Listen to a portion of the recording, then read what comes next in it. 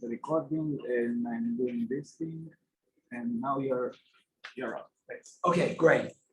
So, depending on the enthusiasm that the enthusiasm that I feel coming this way, this could be very short. Okay, so I hate to say that. So if I can just click, click, click, click, click. That's the advantage of this time.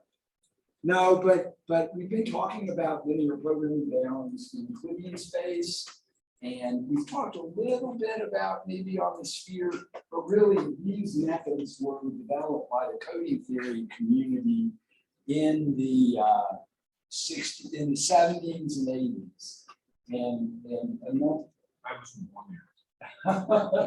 yeah, well, I was. I know a number of people here weren't.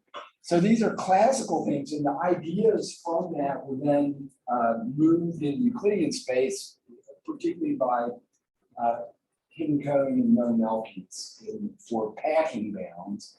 And then Henry and Abanev began using them for energy, but they were used for energy problems on the sphere before that by Hardin and some out of Andreev, and I'll try to have a few. So these are the kind of the precursors of where the linear programming bounds in Euclidean space came from.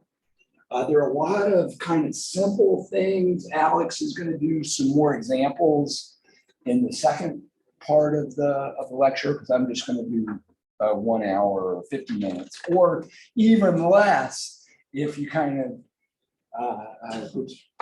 but please ask questions. There are some places where I'm kind of jumping over. If anybody wants to see any of that, I'll ask Ed or Alex to jump in. No, you got so okay. We're going to start with our basis that were so in Fourier transform was important in Euclidean space. So we're going to be doing Fourier series, and so we need to talk about spherical harmonics. So spherical harmonics generalize the Fourier basis from the circle to d-dimensional, n-dimensional sphere. Okay, I think I combined a couple of talks. So it's really likely that there will be incompatible notation at some point. I hope not too much. Anyway, one way to form these spherical harmonics is to look at the harmonic polynomials in n variables, and we're going to be then restricting those to the n-1 sphere. Okay. So you can check that so for example, on S1, if you look at a degree homogeneous polynomial of degree 2, that would be things like, well, in the span of x squared minus y squared, or x1 squared minus x2 squared, and x1, x2. But x1 squared by itself is not a harmonic polynomial. It's not, the Laplacian doesn't annihilate that. Okay. There's several ways to do it. One way is to realize that these homogeneous harmonic polynomials are eigenfunctions of, if you kind of separate out the normal component from kind of the tangential, right? The Laplacian is in terms of the radial variable, and then the Laplace spectrometry part is tangential. Then these homogeneous harmonic polynomials are eigenspaces of the Laplace spectrometry operator with different eigenvalues. And then from that, you get that necessarily these are orthogonal subspaces. There are other ways to get that. So anyway, these form orthogonal subspaces. Pick any orthonormal basis that you like for each one of these subspaces, and these form the spherical harmonics.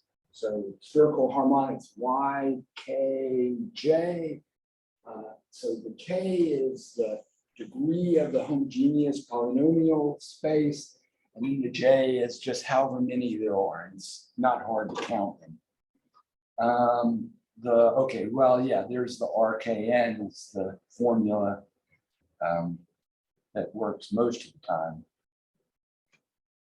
Now, if we form the kernel for the orthogonal projection onto the harmonic space, then that's this thing right here. In other words, if you take this function kernel KXY, take their product, say, with respect to the Y variable against another one, then this will give you the right coefficient for expansion. This is the orthogonal kernel, the kernel for the orthogonal projection. And what is, because these harmonics polynomial spaces are invariant under rotation, it follows that this kernel is really only dependent on the dot product of X and Y. So from that, you get what's called the addition formula.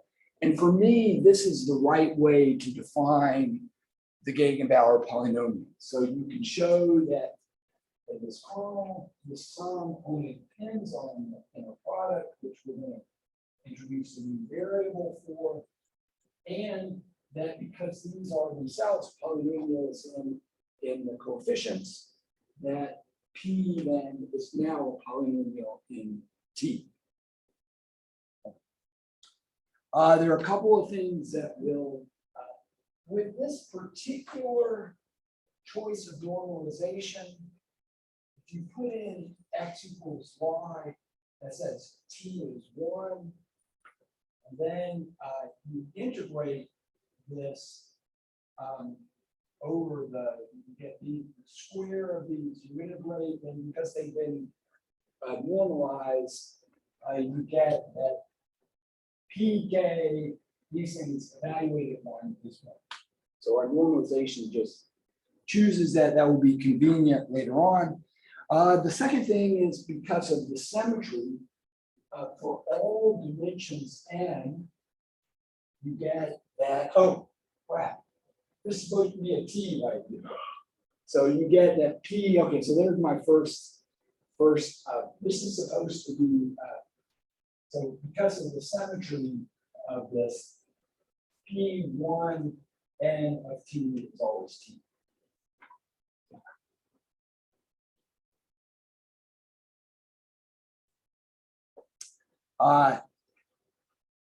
If you move, we'll see a little bit of this. If you move the orthogonality from the sphere to this variable T, then the orthogonality that we have about from the different harmonic polynomial spaces then leads to, shows that these polynomials, called the Gegenbauer polynomials, are orthogonal with respect to this weight where alpha and beta, that might be, okay, I probably have this wrong. I think this got changed from D.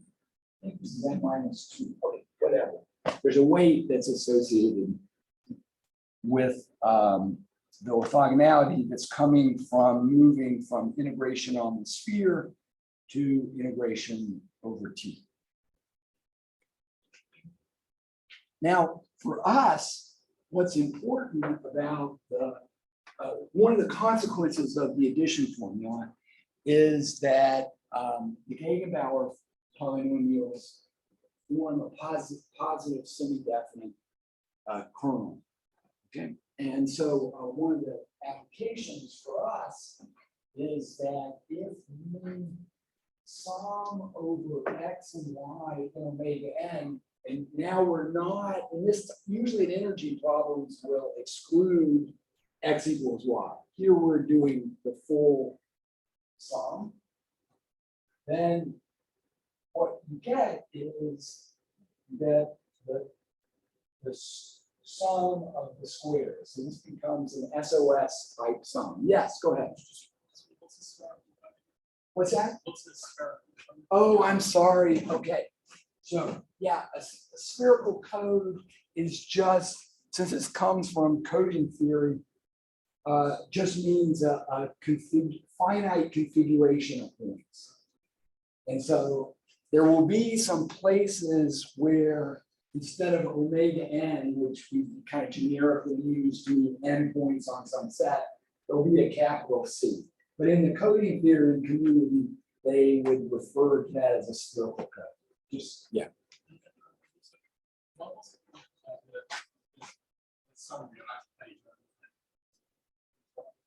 So the harmonic polynomials, that definition of homogeneous harmonic polynomials will be unitarily invariant under rotations, right? So I'm not saying it's trivial, but kind of the idea is, and so these PKs are the kernel for projecting onto the K harmonic space. And so from that, I'm not saying that, but from that, it forces this kernel to be what's called zonal. It only depends on it only depends on the inner product, which means that it only depends on the distance between the points. No, it's not. It's not. But I hope it kind of it makes sense. Okay, if things are rotationally invariant, then it means that it doesn't depend on. It can only depend on the distance between points. This kernel, which also means it only depends on the inner product. Okay. Yeah, sure. Please and please, there's not that much, and yeah, questions like that will be really helpful. Okay, this is the basic idea, and really, I think many people, I know Henry Cohn always says this. It's amazing that this linear programming bound idea ever works. Okay, so it's not like, yeah, so what do we do?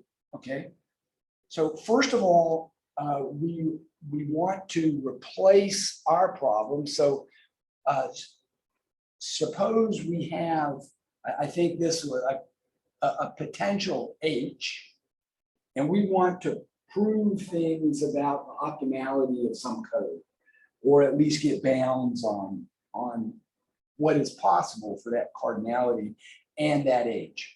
Then the idea is we're going to find what is often called a magic function. Okay, it's magic if you're improving optimality, but we want to find a potential F that stays below the potential H that we're using. So the F energy is less than or equal to the H energy. And we want to be able to, for that F, get a nice bound. Okay, so we're going to make this function positive semi-definite. Okay, well, as a kernel in inner products, or people would just say positive definite. So this is equivalent in the Euclidean space to when Danilo is talking about the needing a non-negative Fourier transform. This is the analog of that. We need that the expansion is in terms of has positive Fourier coefficients with respect to this orthogonal basis. Okay, or non-negative, I shouldn't say positive, non-negative coefficients. So that will be one of our things. Now, if we have such a potential, then let's compute the energy. Okay. Then, first of all, we're going to look at these double sums, but then we need to subtract off the case when x is equal to y. There are n of them. When x is equal to y, when x is equal to y, then remember t is the dot product. So when x is equal to y, we have an f of 1 times n, or n of them.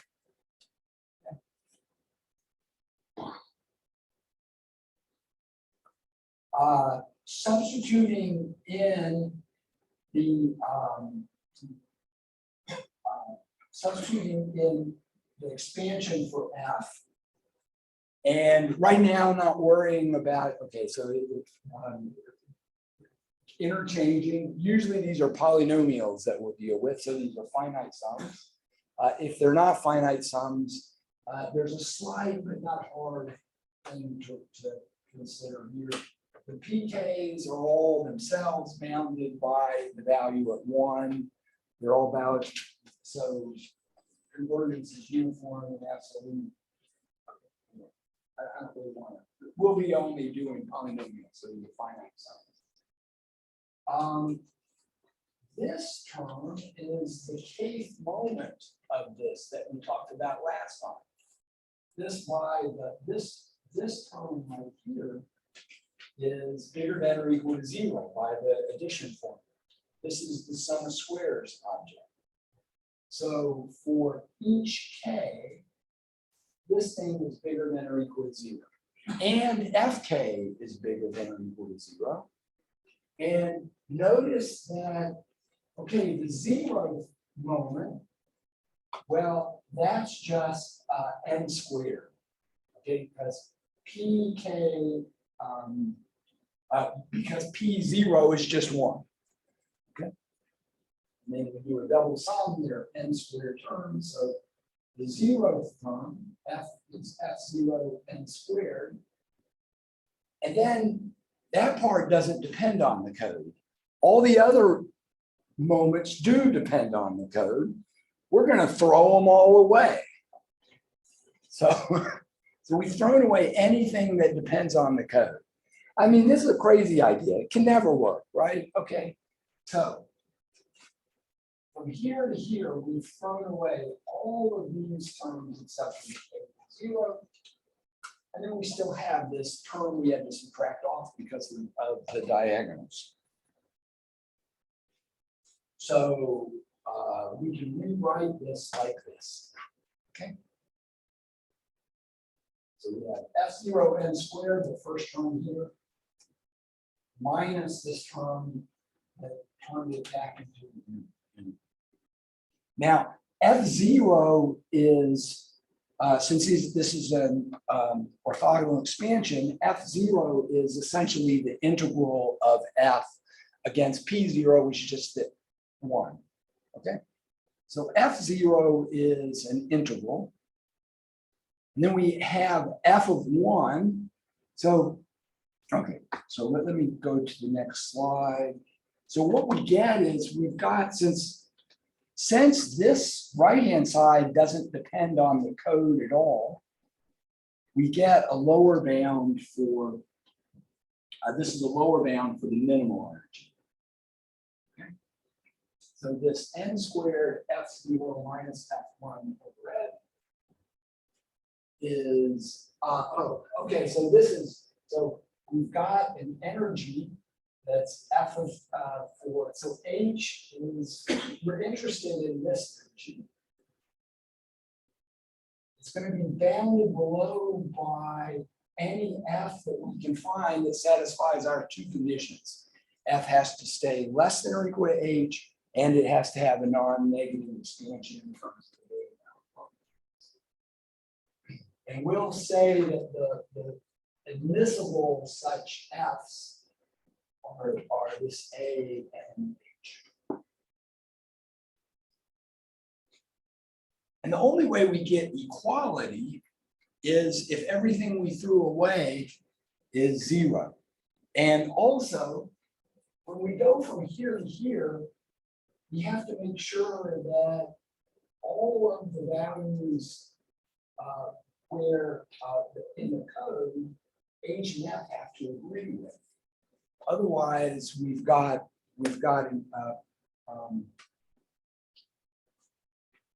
otherwise, so we have two conditions for equality here. First, for here is that f and h have to agree at all the inner products in the code. And then to get from here to here, we have to have that either Fk, the coefficient is 0, or the kth moment is 0. And so the kth moment of a code is related often to kind of symmetry. We'll see what it's related to. Now, so you've got a lower bound, and then we would like to maximize our lower bound, get the best lower bound that we can. And so maximizing this quantity, these are linear functionals applied to F. So that will be a linear functional, the objective function is linear. Both of these conditions for a given H, and here, these are linear inequality constraints. So this is in the form of a linear program. That's why they're called linear programming bounds. Okay, but here, this is in an infinite dimensional context. Okay, so so it's often the case that we'll reduce to searching for functions that are in finite dimension. So there are, for some problems, you really just try to go off and see what's the best possible. Others, you might do things like where F discretize by saying, where are your constraints active? Where is F equal to H? But in general, that's a hard problem looking for the best F. We're going to find out there are some cases that are beautiful where picking out the best F possible there's a machinery for finding the best F. Yes, go ahead. So numerically, how if you don't want to do it precisely, right? So yes, you just want to test, then you can. Then often, really, so there's a guy, Peter Boydelinkov, that we work with a fair amount. He and Maya Stoyanova, they have software where they, and essentially you say, okay, how many points am I going to allow to be active where these things agree? You allow them to adjust, you use some kind of optimization. And then say, well, what if I add another point? Anyway, yeah. So, but for the examples that we are going to use, we don't need that. Okay. Okay, so, and it's a little bit, this is not a positive function in F. So we're going to replace this with a positive function. You've got, we'll see.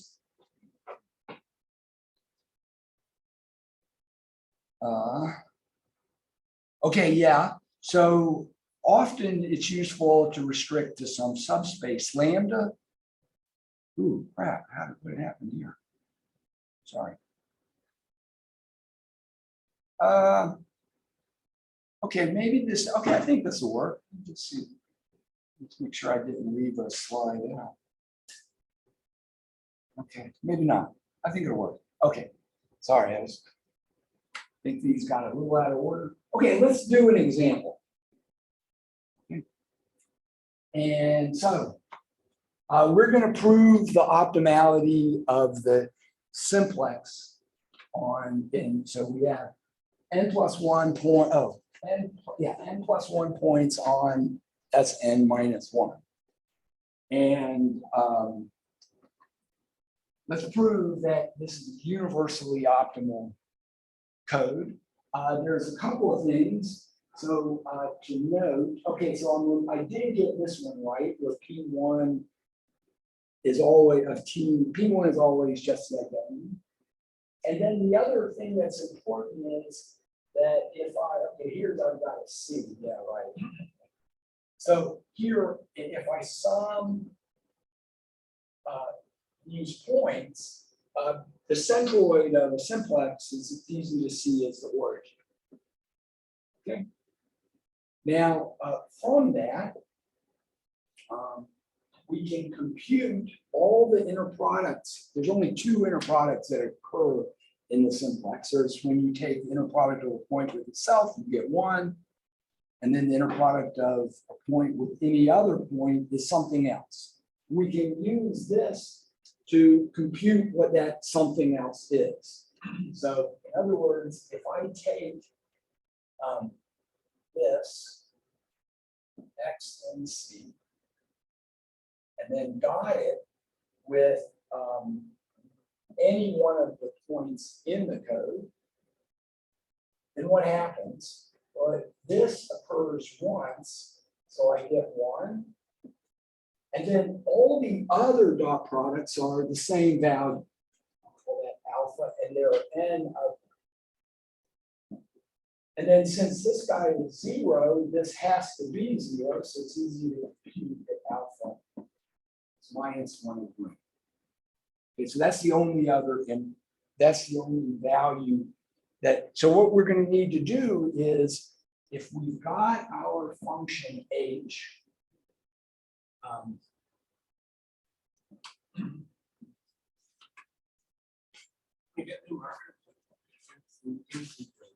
can't see that.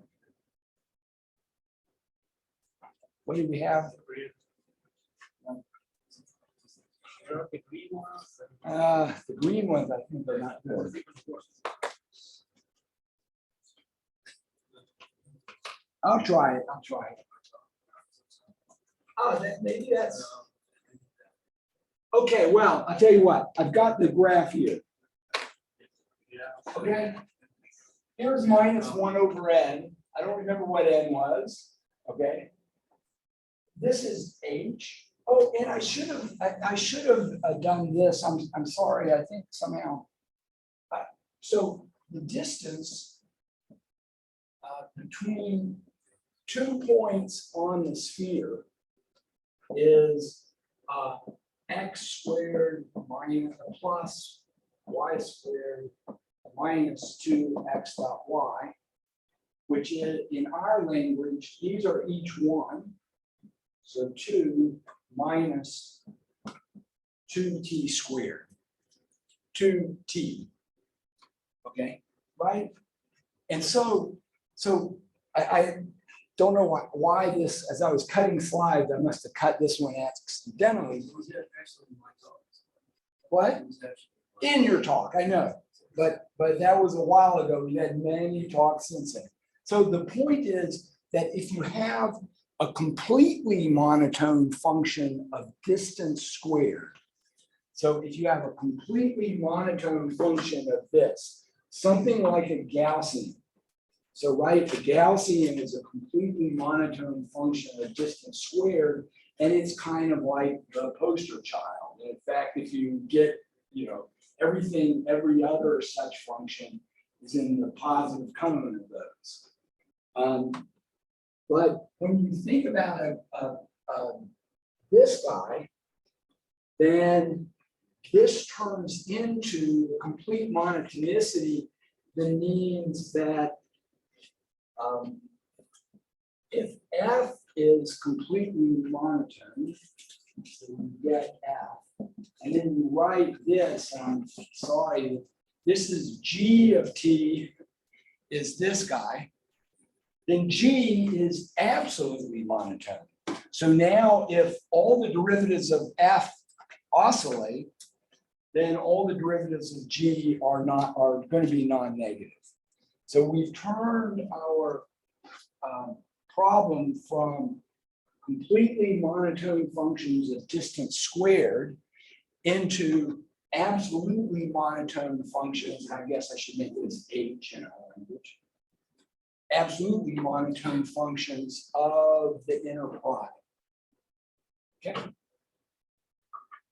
So this is why, this is really why these are studied, because over here you get absolutely monotone functions, which will be useful for us. Okay, so we've got some absolutely monotone function, and really all I need here is just, I want the first 2 derivatives to be non-negative.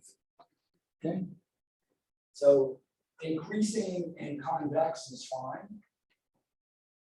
And our necessary condition is that okay, so we want to construct a function that we can plug into the Delsart-Newton bounds, the linear programming bounds, to get equality. So what are the conditions we need? So either we're going to need either Fk or the kth moment to be 0.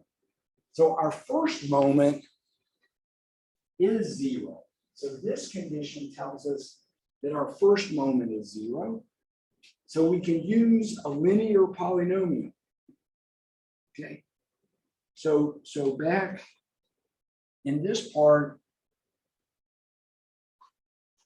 this double sum is the square of having the first moment 0 tells us that this guy is 0 and k is 1. And we can take Fk, F1 to be non-zero. So I just need a linear function that stays under this and agrees right here. Okay. Now, if it's going to stay under and agrees right there, then not only the value, but the derivative has to agree. And so you have to get the tangent line. So the tangent line, so just to finish this up, the tangent line satisfies the conditions. The only thing we needed to check, well, okay, so F1, there's our Gauge-Bauer polynomial P1, so this is our expansion. We need F1 to be non-negative. F0 doesn't matter in this. It's the FKs for K bigger than or 1 are 1 and 2 away. So since H prime is non-negative and H is convex, it stays above its tangent line. And we get that the simplex is then universally optimal. Okay. All right. Because we get equality in all of our lower bounds. We get that the energy of the code is equal to the energy of the lower bound. Okay. Is that all right? So for the simplex, only linear testing with linear is enough. that's it.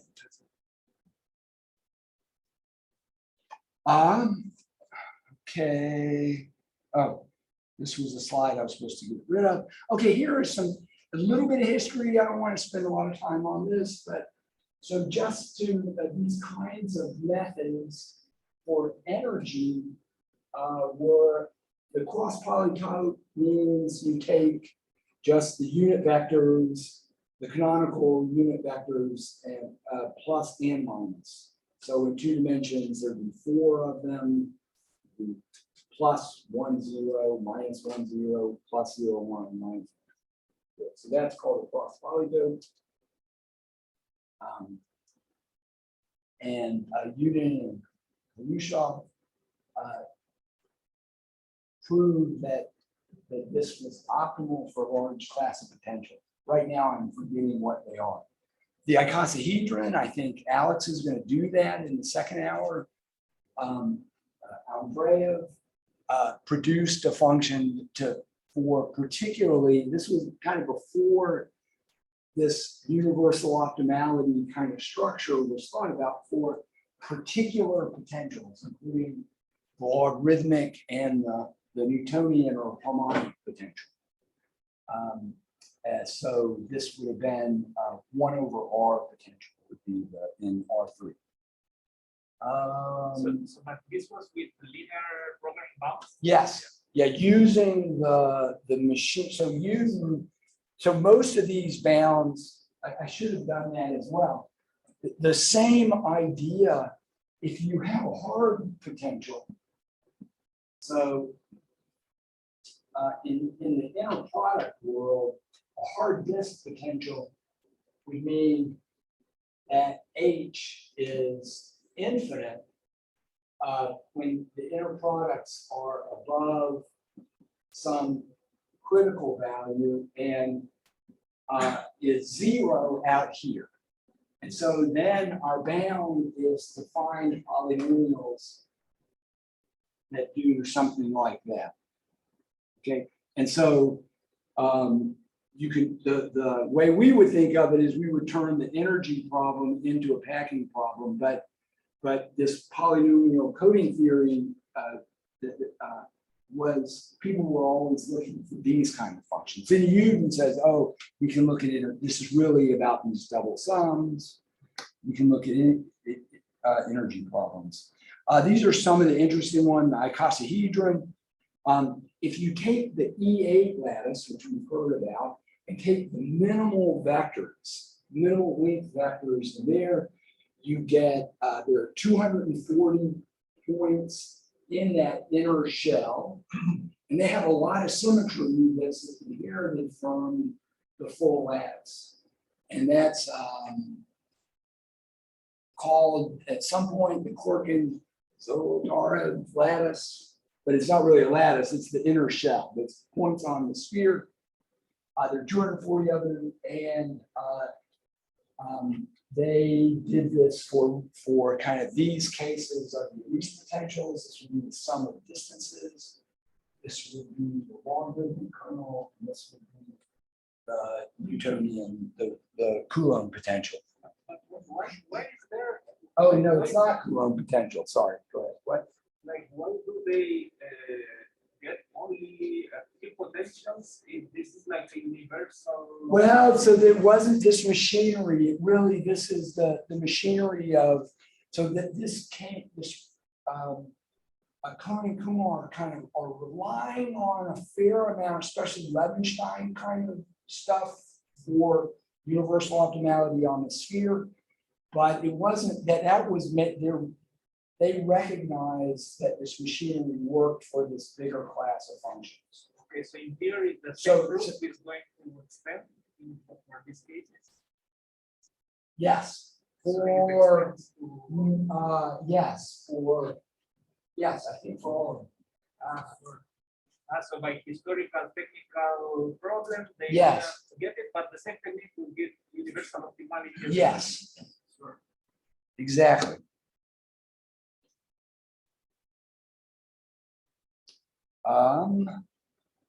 Okay, so the next bit of the story, and I'm gonna have to take a little bit of Alex's time, which I'm sure he'll be okay with.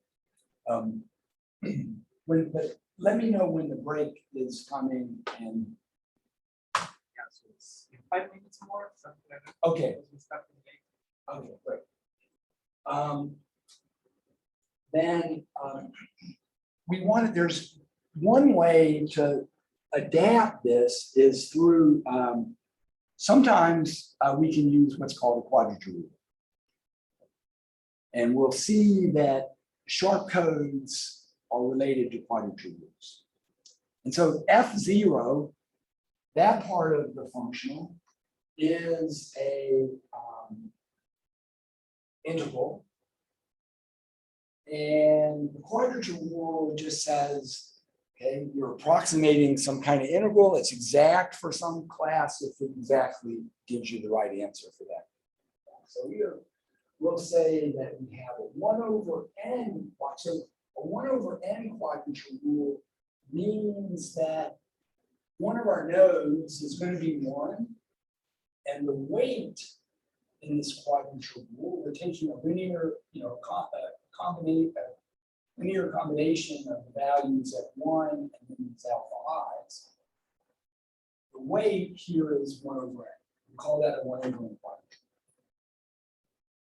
And the reason that this is useful is that then F0 minus this is now the rest of the quadrature rule, the part that's left over.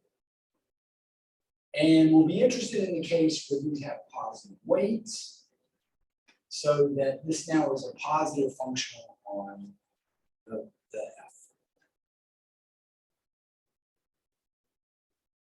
And we say it's exact for some subspace, typically polynomials up to some degree, but there are cases when you want to work in some other subspace.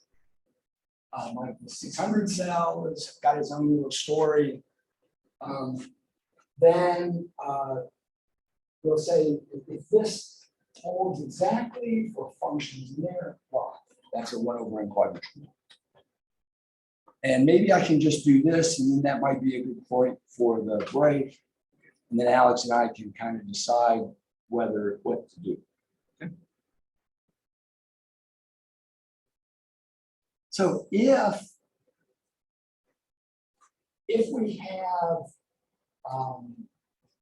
we restrict our search to functions that are in the subspace, and okay, they have to be admissible.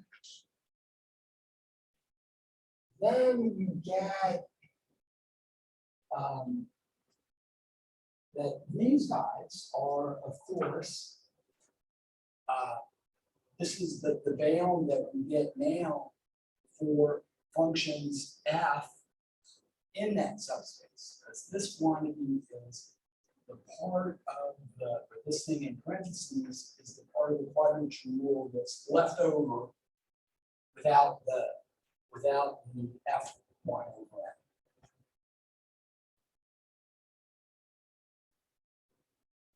And I probably skipped that.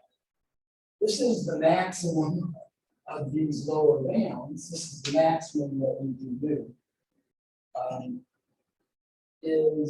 So the maximum of our lower bounds, that's what this point is then going to necessarily be less than or equal to what we take here, but replace f by h.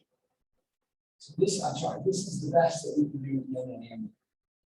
Since f is bounded above by h, you get this.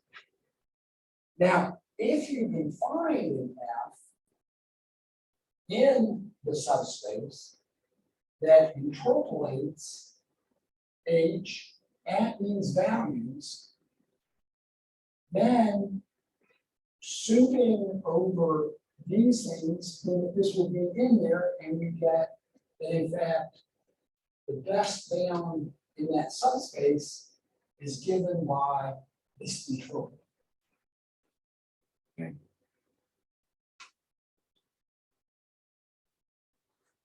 And that tells you what is the best. So when you have a quadrature rule and you can produce an interpolant that stays below h, has non-negative coefficients, that's what all this is, and it's an interpolant, so it agrees with h at the alphas, then you have found you've solved the linear program in that subspace.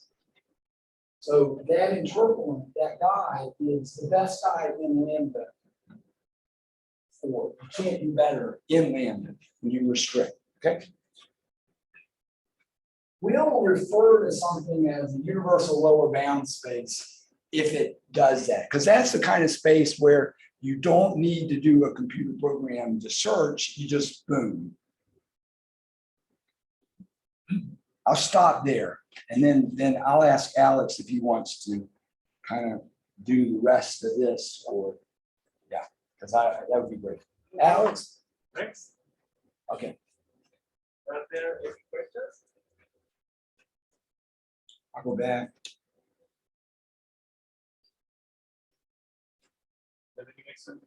Let's do a break and then Okay, we go can ahead. ask more in the break.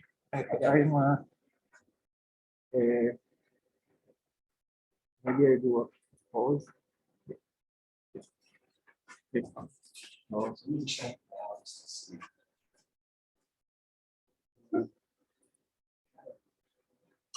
Yeah. So, it's still recording. Are we what? Recording again. So Oh, you want me to keep I going? know, sorry. I didn't. Oh, I can go. Yeah. Okay. Okay. Just So finish and then we do the break. okay, great. Okay. I'm gonna, okay. No, I haven't seen it. I want this to do it. Okay. I'm gonna try to do this quickly, but there'll be, yeah. So a spherical tau design is going to give us a quadrature rule. Okay. And so it's related to quadrature. So we're going to transform it from quadrature on the sphere to quadrature on the interval. Let me not say too much about it, but so a collection of points is a spherical tau design if when you integrate any polynomial of degree at most, total degree at most tau, over the sphere, sigma here is normalized to have measure 1, then you can compute that by averaging the polynomial over the points in the code. So you can think about equally spaced points on the circle. You integrate polynomials up to degree, okay, this is a geometric sum. I've got to remind things up to degree, got n points, I think up to degree 10. It's whatever, maybe it's n minus 1. I got to think, okay, n minus 1. Anyway, so transforming the integral of the zonal function, something that's just depending on x dot y, from the sphere, you integrate one variable and then integrate all the way around the sphere, integrating all the angular variables gives you this weight that I probably messed up. And again, so we can transform this kind of result to quadrature rules on -1,1. And the message is that if you've got a tau design, a configuration of points, then you can turn this integral into a sum over of evaluating the function at inner products occurring at the code. It's a little bit tricky. To make this work, you pick y to be one of the points in the code. Then when you're evaluating this for a polynomial, then you'll be getting this function will be the polynomial evaluating those dot products. You average over that, and you get the one associated with the code. Okay. There will be cases where, okay, so when we average them, you get a code, a quadrature rule. The inner product 1 occurs n times, and we've got n squared, all possible things. So the relative frequency of 1 is 1 over n. Here, rho I is going to be the relative frequency of the ith inner product.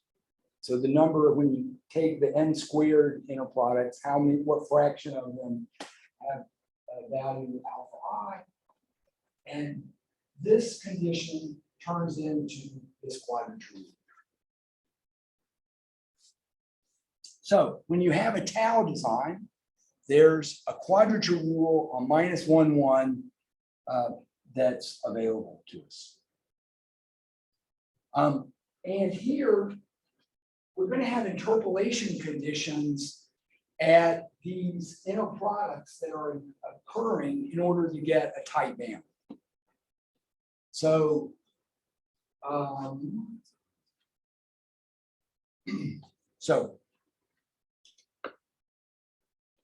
if we only have, so a short code is one for which we have m distinct inner products different from 1,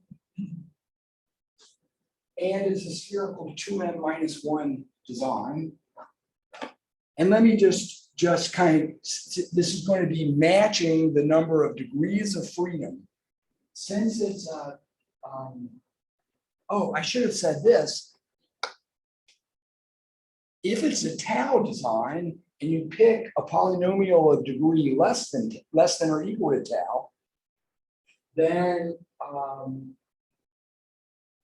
if you pick a Gegenbauer polynomial in particular, with that's not the zeroth, then the integral of that polynomial is 0. And so we get that the sum of the moment is 0 for that. So if we have a tau design, then we can build a special function of using polynomials up to degree tau, because the moments are 0 for that. The sum, the double sum term is 0. And so let me just kind of emphasize that if we have alpha 1, alpha m, then this is really matching. So at each one of these interpolation points, we have two conditions, the value and derivative. And so we have 2m conditions, and polynomials of degree 2m minus 1 form a 2m dimensional space. So 2m conditions and 2m degrees of freedom in pi 2m minus 1. And so the short codes have this matching of the number of conditions with the interpolant. Okay. Now, to then show, you have to show that the coefficients are non-negative, and but I'm not going to do that right now. And you have to show, do I want to? No. This slide is, okay, you can use partial products and divided differences, and I don't know if Alex will do this or not. But okay, I'll just quickly, because these are for these cases, to form an interpolant, look at these partial products. The coefficients are given by what are called divided differences, and the divided differences satisfy this should be 0. Satisfy kind of a mean, they're discrete versions of derivatives, and there's so for an absolutely monotone function, this is supposed to be of C. Sorry, that just amount, just that. This is like the Taylor. This is like a mean value, a generalized mean value theorem. And so when you form F as a linear combination of these partial products, for an absolutely monotone function, these divided differences are all non-negative. And they're supposed to be for some unknown C that's in the range of these. Now, what takes a little bit of work is if these partial, and this is where tools from orthogonal polynomials come in, you can show that these partial products in certain cases are themselves positive definite, have non-negative coefficients. Okay. So anything of this form, if these are positive definite, this will be positive definite. The final thing, and then I'll completely stop, is that you can write the difference. Oh man, this is terrible. Write the difference in terms of a divided difference, okay, with the value of t times this, oh man, this slide just moved, times the full partial product. And for us, since these have double roots, this polynomial is bigger than or equal to 0. This dividing difference has to be some derivative of h, so it's non-negative. So this error formula tells us that f, oh, I got this wrong. This is supposed to be switched. It tells us that the difference doesn't change sign.